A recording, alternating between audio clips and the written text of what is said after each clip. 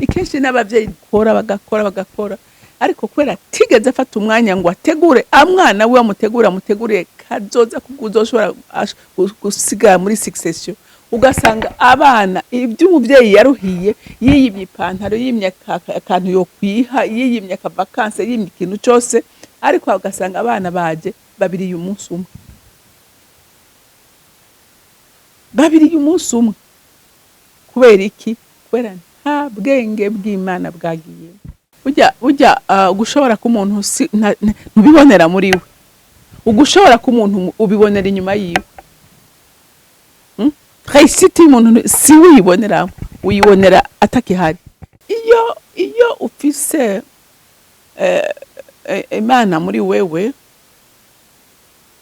uratahura neza yuko ivyo uri kurakora si kubw'inyungu zawe gusa. Haleluya. Ni kubw'inyungu z'abandi.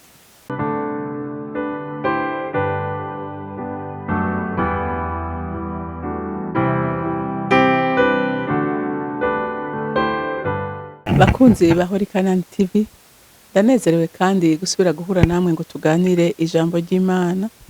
Ariko imbere yuko tuganira reka dusenge. Papa ndaguhimbaza, Papa ndagushize hejuru, uri mwiza ugira neza. Ndagushimira urukundo rwawe n'imbabazi zawe n'ineza yawe. Ndagushimira ukuntu dukunda kandi badukunze kuva kera cyane isi itarabaho. Ndagushimira ko waduhaye Kristo umwana wawe ngo adupfire ku musaraba. Ndagushimira ko waduhaye mpwemu yera twigisha, n'ubu ndamusaba ngo azabane natwe twigishe kandi aturongore muri kino gikorwa. Urakoze muvyeyi mwiza, ubyumvise kandi kwemeye kubidukorera. Hanyuma icyubahiro n'ishimwe bibi byawe, nkaba ndabisenze ndabyizeye kubyumvise mu izina rya Kristo Yesu. Amen. Amen. Turacakomeje kwiga kuri Salomo, ku bwenge bwa Salomo, kuvyo yabonye, ku ntahe yiwe, ingene Salomo yabonye yuko ibintu byinshi abantu duha agaciro, nawe nyene yari yahaye agaciro gakomeye, yasanze ari ubusa. Haleluya. Yasanze ari ubusa, ariko asanga ikintu by'ukuri gifise ikimazi, yasanze ari kumenya Imana. Rero acayiga ku munyabwenge n'igipfu, arabaraba asanga hari ibyo bahurijeko. Haleluya. Asanga hari ibyo bahurijeko. Reka rero dusome mu Musiguzi igice ca kabiri, turahera ku murongo wa 12 dushikane ku murongo wa 23. Ego haravuga ngo nkomaze ndahindukira ngo nitegereze ubwenge n'ubujuju n'ubupfu, none umuntu azosubira ku nganji akurikiye umwami azogenza ate? Azokora icari cyarakozwe nyene, canke mbona yuko mu bwenge hari inyungu kuruta umubupfu, nk'uko mu muco hari inyungu kuruta mu mwijima. Umunyabwenge amaso yiwe aba mu mutwe, ariko igipfu co kigendera mu mwijima. Yamara nabonye yuko iherezo rya bombi ari rimwe. Maze ndibaza mu mutima wanje nti iherezo ry'igipfu niryo rizoba iherezo ryanje. None se kumurusha ubwenge vyamariye iki? Maze ndavuga mu mutima wanje nti nivyo nyene nubusa. Ari umunyabwenge ari gifu, ntawe uzohora yibukwa ibihe byose, kuko mu minsi izoza bose bazoba bamaze kwibagirana. Erega umunyabwenge apfa nk'uko igifu naco nyene gipfa. Nuko ntananka ubuzima, kuko ibikorwa bikorerwa munsi y'izuba vyamereye nabi, kuko vyose ari ubusa no guhahamira umuyaga.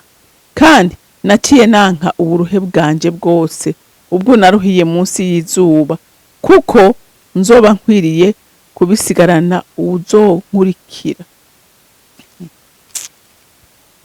Kandi ninde yomenya yuko uwo azoba umunyabwenge canke igipfu? Yamara azoganza ivyavuye mu buruhe bwanje bwose, ivyo naruhiye nkerekaniramwo ubwenge munsi y'izuba. Ivyo navyo nyene nubusa, bituma nisubiramwo mpebuza umutima wanje kuvy'uburuhe bwanje bwose, ivyo naruhiye munsi y'izuba. Kuko umuntu mu buruhe bwiwe ari n'ubwenge no kumenya n'ubuhinga, yamara azobisigarana uwundi atabiruhiye, bibe umugabane wiwe. Ivyo navyo nyene nubusa kandi nibara. Mbega none umuntu akura iki mu ruhe bwiwe bwose no mu mwitwarariko umutima wiwe. Muri ivyo yaruhiye mwo munsi y'izuba. Amen.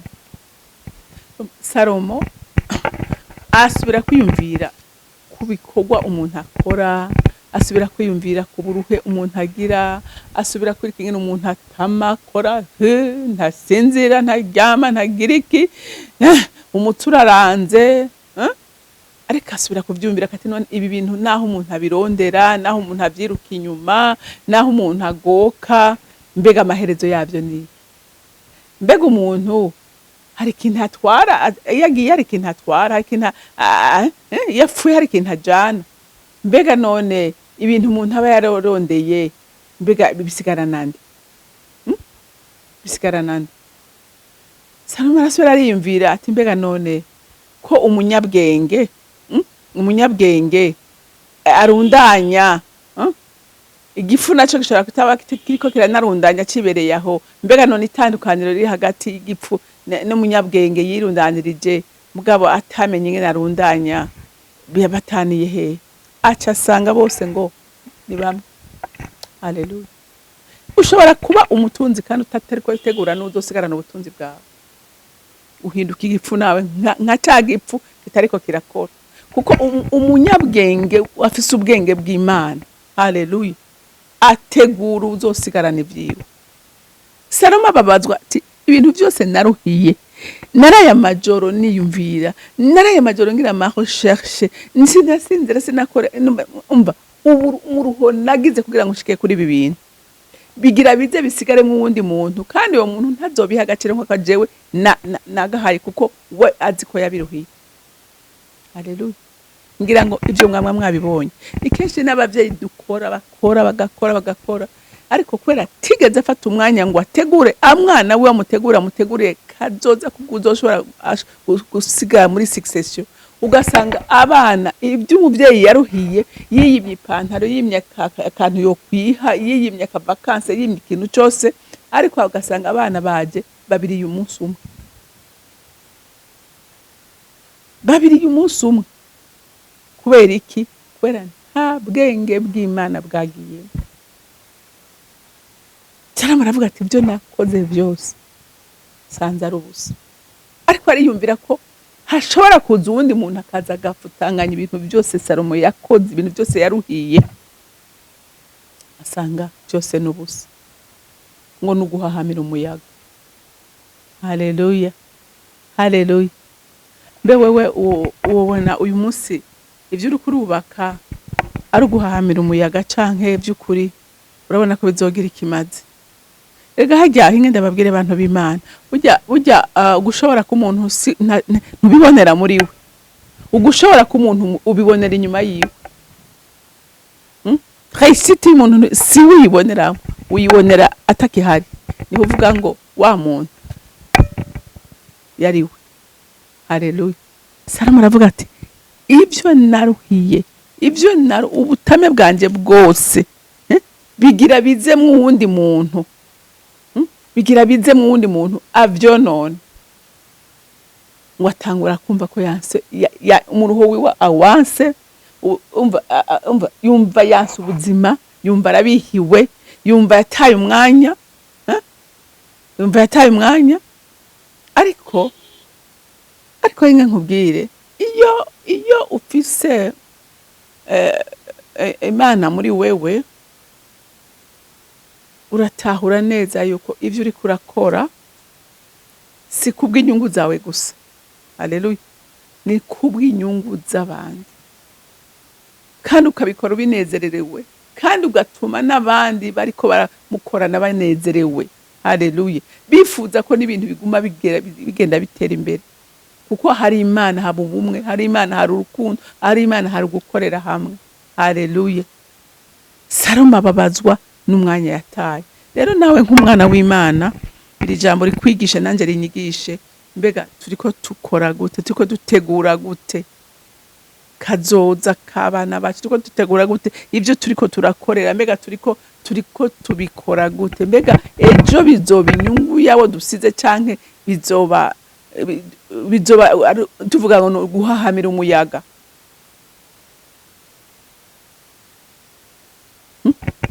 Urashobora kubona